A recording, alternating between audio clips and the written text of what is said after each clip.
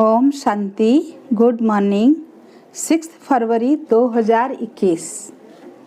मीठे बच्चे, तुम महावीर हो। तुम्हें माया के तूफानों से डरना नहीं है। एक बाप के सिवाय और कोई भी परवाह न कर पवित्र जरूर बनना है। प्रश्न: बच्चों में कौन सी हिम्मत बनी रहे तो बहुत ऊंच पद पा सकते हैं? उत्तर: श्रीमत पर चलकर पवित्र बनने की। भल कितने भी हंगामा हो, सितम सहन करने पड़े, लेकिन बाप ने जो पवित्र बनने की श्रेष्ठ मत दी है उस पर निरंतर चलते रहे तो बहुत ऊंच पद पा सकते हैं। किसी भी बात में डरना नहीं है। कुछ भी होता है, नथिंग न्यू। आज का गीत: भोलेनाथ से निराला कोई नहीं, बिगड़ी को बनाने वाला और कोई नहीं। ओम शांति। यह है भक्ति मार्ग वालों का गीत। ज्ञान मार्ग में गीत आदि की कोई जरूरत नहीं है, क्योंकि गाया हुआ है बाप से हमें बेहद का वर्षा मिलना है। जो भक्ति मार्ग की रस्म रिवाज है वह इसमें नहीं आ सकती। बच्चे कविता आदि बनाते हैं वो औरों को सुनाने के लिए।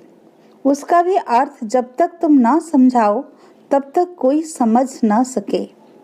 अब तुम बच्चों को बाप मिला है तो खुशी का पारा चढ़ना चाहिए।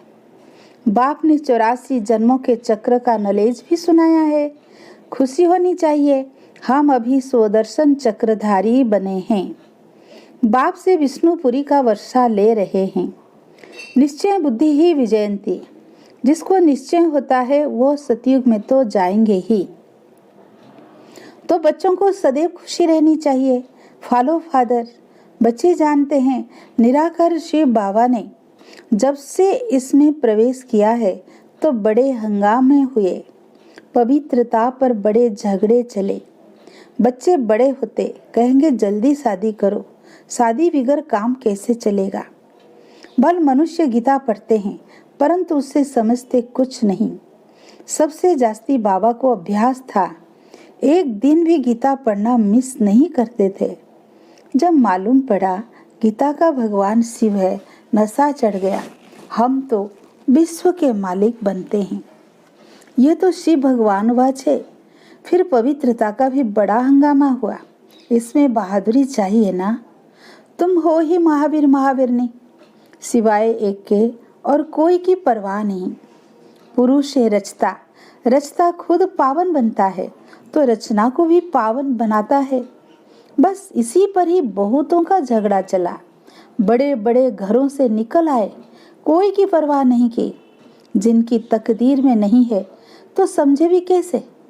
पवित्र रहना है तो रहो, नहीं तो जाकर अपना प्रबंध करो। इतनी हिम्मत चाहिए ना। बाबा के सामने कितने हंगामे हुए। बाबा को कभी रंज हुआ देखा? अमेरिका तक अखबारों में निकल गया। Nothing new. ये तो कल पहले माफिक होता है, इसमें डरने की क्या बात है। हमको तो अपने बाप से वर्षा लेना है, अपनी रचना को बचाना है। बाप जानते हैं सारी क्रिएशन इस समय पतित है, मुझे ही सबको पावन बनाना है।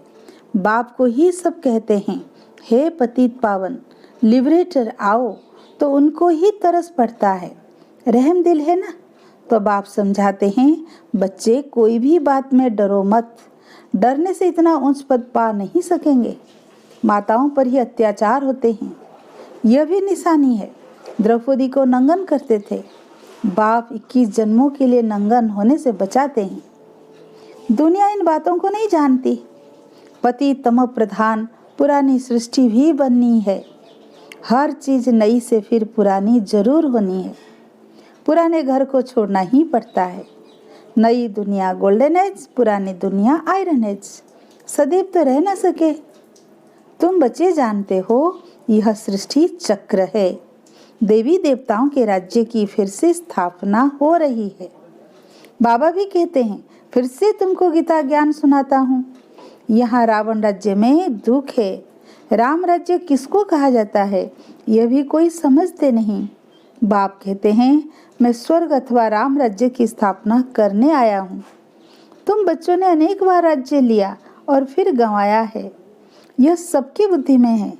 21 जन्म सतयुग में हम रहते हैं, उसको कहा जाता है 21 पीढ़ी, अर्थात जब वृद्ध अवस्था होती है तब शरीर छोड़ते हैं। अकाले मृत्यु कभी होती नहीं।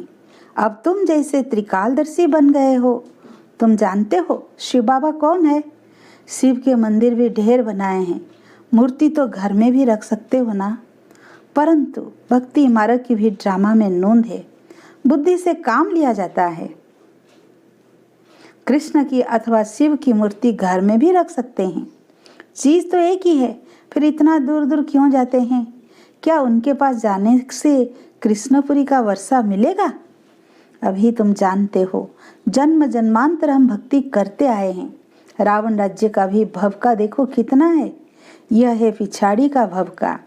राम राज्य तो सतयुग में था, वहाँ यह विमान आदि सब थे, फिर ये सब गुम हो गए, फिर इसी समय ये सब निकले हैं।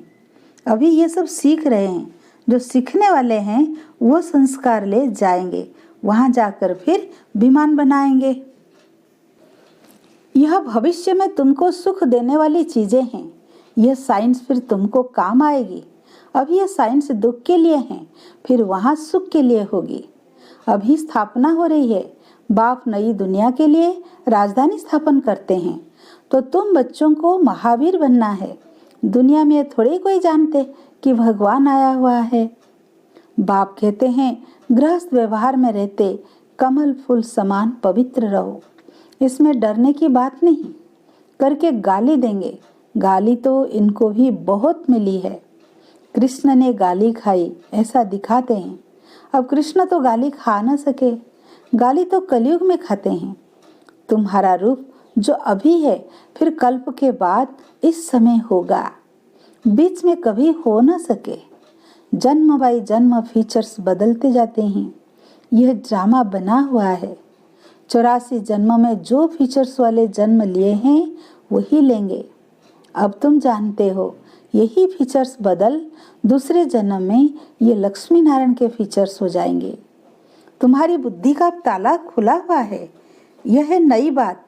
बाबा भी नया, बातें भी नई। यह बातें किसी की समझ में जल्दी नहीं आती। जब तकदीर में हो तब कुछ समझे। बाकी महावीर उनको कहा जाता है जो कितने भी तूफान आए हिले नहीं। अब वह अवस्था हो न सके, होनी है जरूर। महावीर कोई तूफान से डरेंगे नहीं। वह अवस्था पिछाड़ी में होनी है। इसलिए गाया हुआ है, अतीन्द्रिय सुख गोप गोपियों से पूछो। बाप आए हैं तुम बच्चों को स्वर्ग का लायक बनाने। कल्प पहले मिसल नरक का विनाश तो होना ही है। सतयुग में तो एक ही धर्म होगा। चाहते भी हैं वननेस, एक धर्म होना चाहिए। यह भी किसी को पता नहीं है कि राम राज्य रावण राज्य अलग अलग है। अब बाप में पूरा निश्चय है तो श्रीमत पर चलना पड़े। हरे की नब्ज देखी जाती है, उस अनुसार फिर राय दी जाती है। बाबा ने भी बच्चे को कहा, अगर शादी करनी हो तो जाकर करो। बहुत मित्र संबंधी आदि बैठे हैं, उनको शादी करा देंगे। फिर कोई ना कोई निकल पड़ा तो हरे की नब्ज देखी जाती है। पूछते हैं, बाबा यह हालत है, हम पवित्र रहना चाहते हैं, हमारे संबंधी हमको घर से निकालते हैं, अब क्या करना है? अरे यह भी पूछते हो, पवित्र रहना है, अगर नहीं रह सकते हो तो जाकर शादी करो। अच्छा समझो किसकी सगाई हुई, राजी करना है, हर्जा नहीं। हथियाला जब बांधते हैं तो उसी समय कहते हैं ये पति तुम्हारा गुरु है। अच्छा तुम उनसे लिखवा लो, तुम मानती हो मैं तुम्हारा गुरु ईश्वर हूँ, लिखो। अच्छा अब मैं हुक्म देता हूँ, पवित्र रहना है। हिम्मत भी तो चाहिए ना। मंजिल बहुत भारी है, प्राप्ति बहुत जबरदस्त है। काम की आग तब लगती है जब प्राप्ति का पता नहीं है। बाबा कहते हैं इतनी बड़ी प्राप्ति होती है तो अगर एक जन्म पवित्र रहे तो क्या बड़ी बात है। हम तुम्हारे पति ईश्वर है, हमारी आज्ञा पर पवित्र रहना पड़ेगा। बाबा युक्तियां बता देते हैं। भारत में यह कायदा है, स्त्री को कहते हैं तुम्हारा पति ईश्वर है, उनकी आज्ञा में रहना है। पति का पांव दबाना है, क्योंकि समझते हैं ना, लक्ष्मी ने भी नारायण के पांव दबाए थे। यह आदत कहाँ से निकली? भक्ति मार्ग के चित्रों से। सतयुग में तो ऐसी बात होती नहीं। नारायण कभी कोई थकता है क्या जो लक्ष्मी पांव दबाएगी? थकावट की बात तो वहां हो न सके। यह तो दुख की बात हो जाती है। वहां दुख दर्द कहाँ से आया? तब बाबा ने फोटो से लक्ष्मी का चित्र ही उड़ा दिया। नशा तो चढ़ता है ना। छोटेपन से ही वैराग्य रहता था, इसलिए भक्ति बहुत करते थे। तो बाबा युक्ति बहुत बताते हैं। तुम जानते हो, हम एक बाप के बच्चे हैं तो आपस में भाई बहन हो गए। डाडे से वर्षा लेते हैं, बाप को बुलाते ही हैं। पतित दुनिया में है पतित पावन, सभी आत्माओं के राम। बाप को कहा जाता है ट्रुथ, सचखंड स्थापन करने वाला। वही सारी सृष्टि के आदि मध्य अंत का सत्य ज्ञान तुमको देते हैं। तुम्हारी आत्मा भी ज्ञान सागर बन रही है। मीठे बच्चों को हिम्मत रखनी चाहिए। हमको बाबा की श्रीमत पर चलना है। बेहद का बाप बेहद की रचना को स्वर्ग का मालिक बनाते हैं, तो पुरुषार्थ कर पूरा वर्षा लेना है, वारी जाना है। तुम उनको अपना वारिस बनाएंगे तो वो तुमको 21 जन्मों के लिए वर्षा देंगे। बाप बच्चे के ऊपर वारी जाते हैं। बच्चे कहते, बाबा ये तन मन धन सब आपका है। आप बाप भी हो तो हमारा बच्चा भी हो। गाते भी हैं, त्वमेव माताश्च पिता त्वमेव। एक की महिमा कितनी बड़ी है। उनको कहा ही जाता है सर्व का दुख हरता सुख करता। सतयुग में 5 तत्व भी सुख देने वाले होते हैं। कलयुग में 5 तत्वों भी तमो प्रधान होने के कारण दुख देते हैं। वहां तो है ही सुख। यह ड्रामा बना हुआ है। तुम जानते हो, यह वही 5000 बरस पहले वाली लड़ाई है। अब भी स्वर्ग की स्थापना हो रही है, तो बच्चों को सदैव खुशी में रहना चाहिए। भगवान ने तुमको अडॉप्ट किया है, फिर तुम बच्चों को बाप श्रृंगारते भी हैं, पढ़ाते भी हैं। अच्छा, मीठे मीठे सिक्की लदे बच्चों प्रति माता पिता बाप दादा का याद प्यार और गुड मॉर्निंग। रूहानी बाप की रूहानी बच्चों को नमस्ते। हम रूहानी बच्चों की रूहानी बाप दादा को याद प्यार गुड मॉर्निंग नमस्ते नमस्ते। धारणा के लिए मुख्य सार। पहला पॉइंट, सदा बाप समान बनने की हिम्मत रखनी है। बाप पर पूरा वारी जाना है। सेकेंड पॉइंट, किसी भी बात से डरना नहीं है, पवित्र जरूर बनना है। आज का वरदान, सदा रहम और कल्याण की दृष्टि से विश्व की सेवा करने वाले विश्व परिवर्तक भाव। विश्व परिवर्तक व विश्व सेवाधारी आत्माओं का मुख्य लक्षण है अपने रहम और कल्याण की दृष्टि द्वारा विश्व को संपन्न व सुखी बनाना। जो अप्राप्त वस्तु हैं, ईश्वरीय सुख, शांति और ज्ञान के धन से, सर्व शक्तियों से सर्व आत्माओं को भिखारी से अधिकारी बनाना। ऐसे सेवाधारी अपना हर सेकेंड, बोल और कर्म, संबंध, संपर्क सेवा में ही लगाते हैं। उनके देखने, चलने, खाने सब में सेवा समाई हुई रहती है। आज का स्लोगन, मान शान का त्याग कर अपने समय को बेहद सेवा में सफल करना ही परोपकारी बनना है। मातेश्वरी जी के अनमोल महावाक्य। परमार्थ से व्यवहार स्वतः सिद्ध होता है। भगवान उवाच है कि तुम मेरे द्वारा परम अर्थ को जानने से मेरे परम पद को प्राप्त करेंगे। अर्थात परमार्थ को जानने से व्यवहार सिद्ध हो जाता है। देखो, देवताओं के आगे प्रकृति तो चरणों की दासी होकर रहती है। ये 5 तत्वों सुख स्वरूप बन मन इच्छित सेवा करते हैं।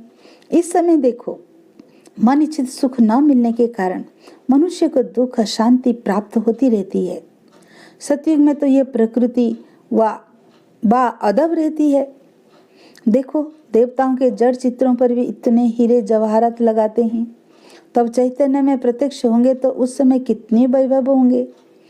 इस समय मनुष्य भूखे मरते हैं और जड़ चित्रों पर करोड़ों रुपए खर्च कर रहे हैं। तो ये क्या फर्क है? जरूर उन्होंने ऐसे श्रेष्ठ कर्म किए हैं, तभी तो उन्होंने यादगार बने हुए हैं। उनका पूजन भी कितना होता है।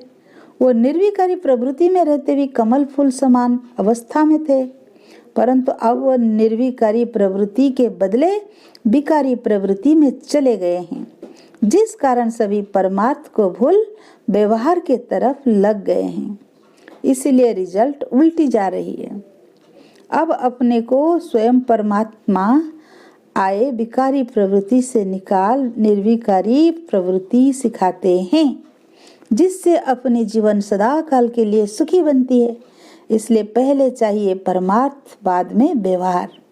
परमार्थ में रहने से व्यवहार ऑटोमेटिकली सिद्ध हो जाता है। अच्छा, ओम शांति।